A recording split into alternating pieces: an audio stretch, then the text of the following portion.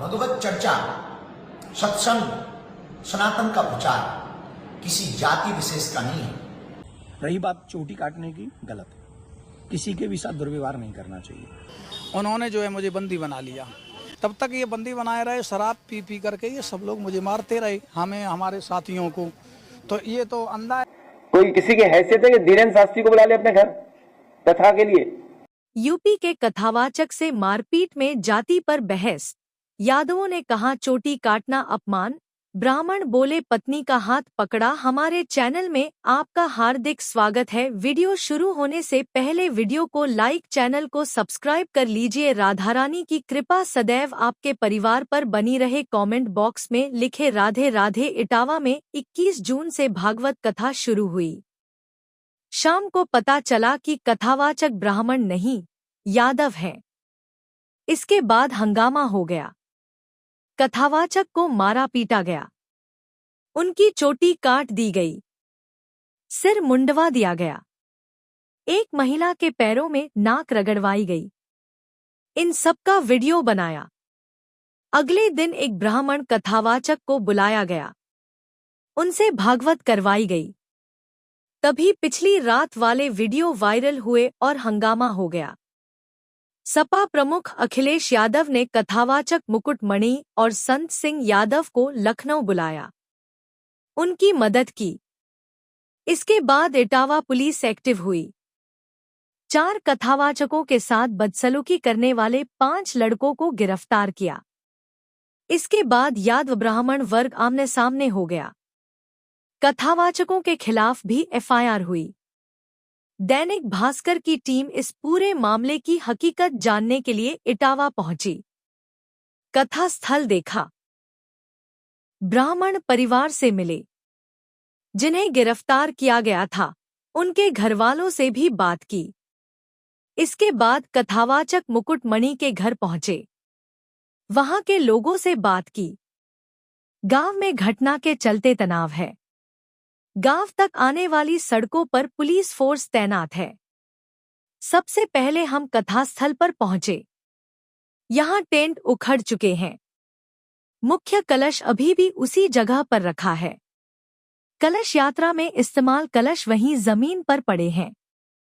मंदिर का गेट खुला है, लेकिन कोई भी मौजूद नहीं है। मंदिर के पुजारी रामस्वरूप दास उर्फ पप्पू बाबा फिलहाल फरार हैं। पुलिस पूछताछ के लिए उन्हें तलाश रही है।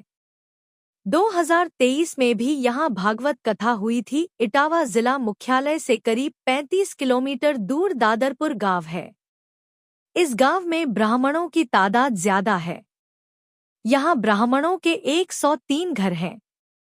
इसके अलावा ठाकुर, दलित वर्ग के लोग भी बड़ी संख्या में रहते हैं। गांव के ही एक छोर पर मंदिर बना है। गांव के धार्मिक कार्यक्रम यहीं होते हैं। इस मंदिर का रखरखाव बाबा रामस्वरूप दास करते हैं। पिछले महीने चर्चा हुई कि भागवत कराई जाए। गांव के लोगों ने सहमति दी और चंदा देना शुरू कर दिया। इसके पहले 2023 में भी भागवत कथा हुई थी।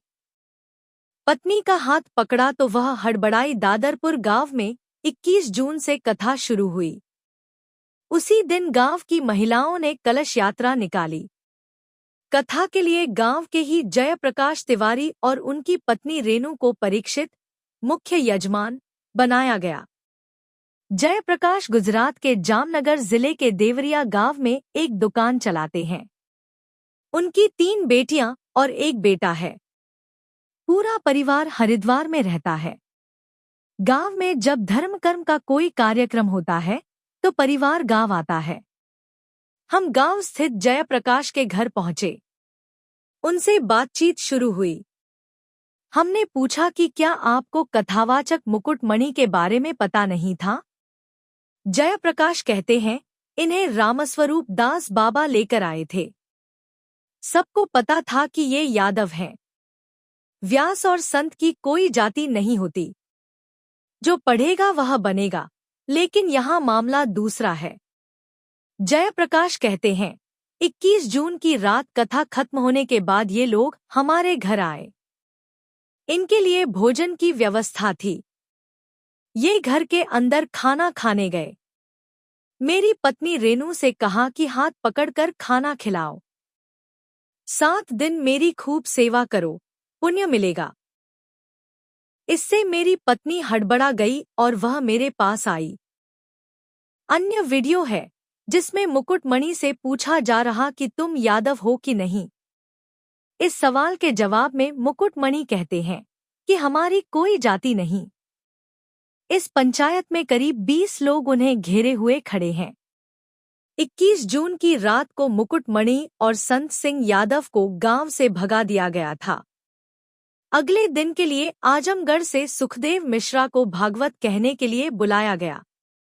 उन्होंने पूरे दिन भागवत की, लेकिन शाम होते होते पिछली रात वाले वीडियो वायरल हो गए।